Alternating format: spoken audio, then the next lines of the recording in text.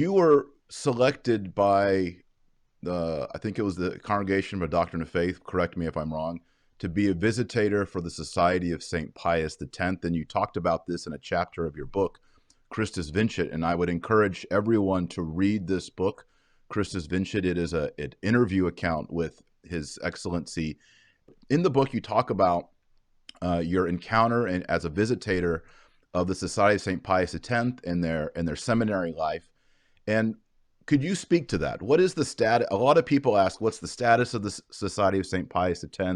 Is it schismatic? Is it irregular? Is it non-recognized? Can you share what you shared in the book and maybe add anything more? Yes. Firstly, we have to say, what is schismatic? According to the tradition of the Church, schismatic are people who are refusing in principle the authority of the Pope. Let us say the Orthodox, they are called not heretics usually, but schismatics, right, because they are rejecting in principle the authority of the Pope. Yes. And so, but the fact of the episcopal ordination without the papal approval, it was in the old canon law not punished automatically with excommunication. And so only in the new code of canon law.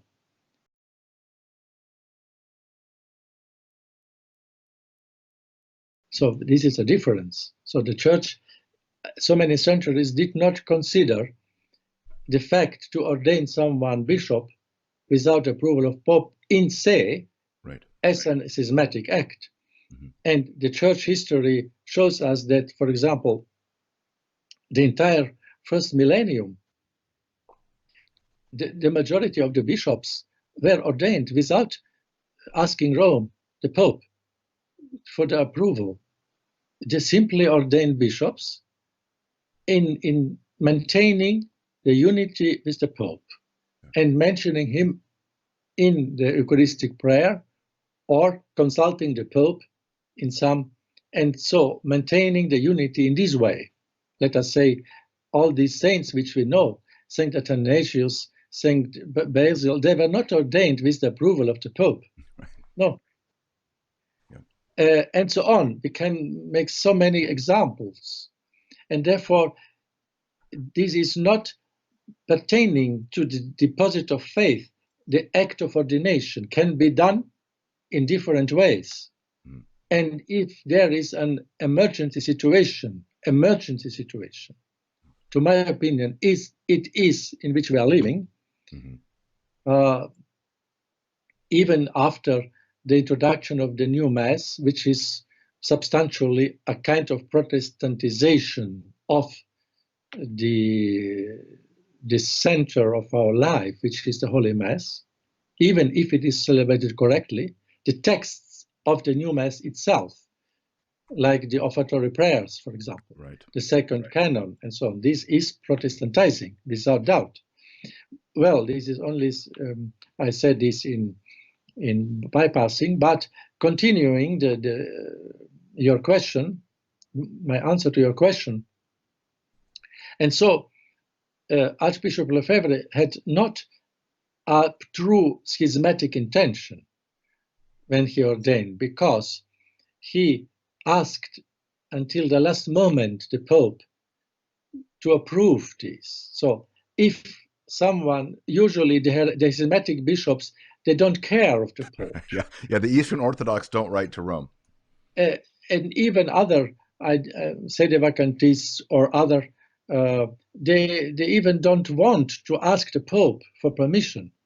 But Archbishop Lefebvre, they wrote several letters until the last moment with very much respect and reverence, and asking that he wanted to ordain them with the approval of Rome. And all this is a demonstration that he did not this in a schismatic intention. It is obvious. And we have to be just also and fair. Mm-hmm. And in view of the great tradition of the church. And then he also mentioned the Pope during the ordination of the bishops in the canon of the Mass. Yes.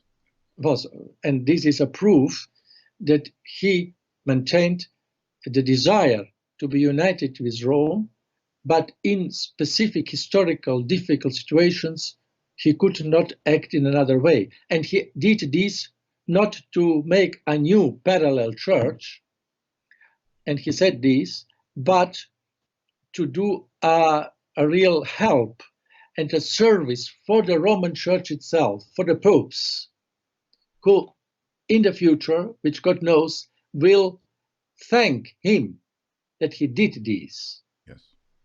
And I am sure this will come. And now we are looking, we are seeing this. And then, now concretely, after the Pope Benedict XVI in 2009 lifted the excommunication penalty, even from this time they are not more excommunicated. And when people are not excommunicated, they are not schismatic. Otherwise, the church would not revoke the penalty. Mm-hmm. And then it was only touching the 4 bishops, not the priests. And well, when we see the according to the canon law, strictly ad literam, to the letter, the priests and bishops are maybe suspended in celebrating Mass because they have no incardination, and so. But now the situation changed because Pope Francis gave to all the priests of the Society of Pius X the faculties of confession, mm-hmm. ordinary faculties. And now how can be a suspended priest be an ordinary confessor? Right. It is a contradiction.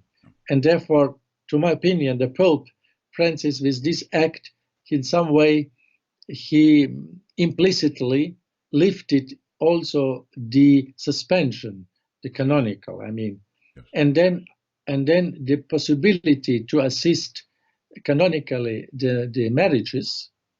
Also, how can a suspended priest assist canonically a marriage? And then in the provision of the Holy See, is saying that it is also possible in some cases that after this priest of the Society of the Pius X assisted marriage, when there is no other available priest, he can celebrate Mass mm-hmm. for the spouses at which all assist. Yes. And then it is not, how can the Pope permit a priest publicly celebrate a Mass who is suspended? Right. So we have to say now, in this moment, he is not suspended. And then finishing the Mass, he is again suspended. It is absurd, to my opinion. Or when he is hearing confession, in the confessional, he is not suspended because the Pope gave him the faculties. Mm-hmm. And then when he goes out from the confessional and goes to the altar and celebrates Mass, then he is suspended. Yeah. We are in absurdity. Yes. Because we are interpreting the law in such a strict manner. Right. We are becoming Pharisees and scribes, really, because the church law is pastoral. And all these laws are for the aim of the salvation of souls. Right. Yeah. And we have to always to keep these. Otherwise, when we are too much stressing the human part of the law, the positive part, we become positivists in the law, and this is a danger because we are forgetting the eternal salvation of the souls and becoming in some way the mentality of the Pharisees and the scribes, which Christ condemned, you know. And therefore I consider that now this is a quite new situation, a substantial new situation of the Society of Pius X, after the lifting of the excommunication of the bishops and after the granting of the general faculties of confession and after the granting the possibility to assist matrimonies and even to celebrate a mass for the spouses. And then in de facto also there are bishops around the world who publicly permit the priests and the bishops of the Society of Pius X to celebrate public masses in exceptional cases. Right. So, and therefore, I think that there are so many bishops and priests in the world who are doing really blasphemies and sacrilegies in the masses publicly, and they are not punished. Right. They are more hurting and offending our Lord and damaging the faith and the church entire than the priests of the society who piously celebrate the Mass as always did, Yes. only because there is not yet resolved some problem of the positive law of the church, Yes. which is subordinated to in an extreme situation which we are now living. Yeah, I remember Archbishop Lefebvre said, I read this, that in England, they were allowing Methodists to have an ordination ceremony, which is invalid, inside of a Catholic cathedral. And yet he said, we cannot say the Mass for which that cathedral was built inside. The bishop won't let us go in there to say the old Mass for which that cathedral was built, for this Mass. All those private altars all the way around were built for this Mass. There's a Methodist ordination in there, and yet we cannot say the old Mass in there. That's a state of emergency.